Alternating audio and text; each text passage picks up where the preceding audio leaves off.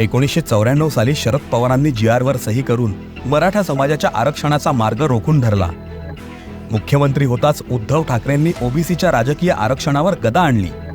ज्या आमदार अण्णासाहेब पाटलांनी मराठा समाजासाठी बलिदान दिलं, त्यांच्या नावाच्या अण्णासाहेब पाटील महामंडळाचा मराठा समाजासाठी राखीव असलेला फंड तत्कालीन अल्पसंख्याक मंत्री नवाब मलिकांनी इस्लामी धार्मिक शिक्षण देणाऱ्या मदरशांकडे वळवला.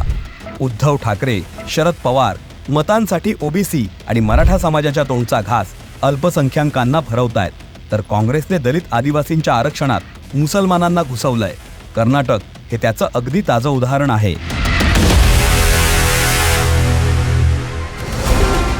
पवार, ठाकरे, काँग्रेसने खुल्लम खुल्ला जिहादी लांगुल चालन सुरू केलंय.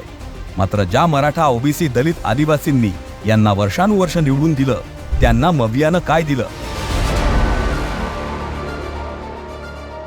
काँग्रेसने विश्वरत्न डॉक्टर बाबासाहेब आंबेडकरांना भारतरत्न देण्याचे जाणून बुजून टाळले.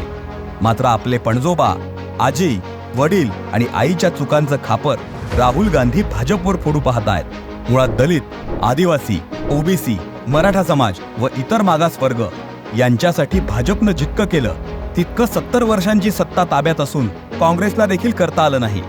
आता हेच बघा, देवेंद्र फडणवीसांच्या पुढाकाराने महाराष्ट्र शासनाने लंडनमधील डॉक्टर बाबासाहेब आंबेडकरांचे घर खरेदी केले, जे काँग्रेसने टाळले होते. फडणवीसांनी जपानच्या कोयासान विद्यापीठाला भारतरत्नांचा पुतळा भेट म्हणून दिला होता, जो त्या युनिव्हर्सिटीने आपल्या प्रांगणात उभारलाय. फडणवीसांनी मराठा समाजाला एकदा नव्हे तर तब्बल 2दा आरक्षण दिलं. सारथी, महाराजा सयाजीराव गायकवाड परदेशी शिक्षण योजना, शेतकऱ्यांच्या खात्यात 12,000 रुपये, सौर कृषी पंप योजना, उद्योजकांसाठी मुद्रा लोन, राज्यातील प्रत्येक नागरिकासाठी 5 लाखांपर्यंतचा मोफत विमा, अशा लोकहिताच्या कित्येक योजना भाजप महायुती सरकारने राबवल्या. मात्र तरीही देवेंद्र फडणवीसांना जाणून बुजून टार्गेट केलं जातंय.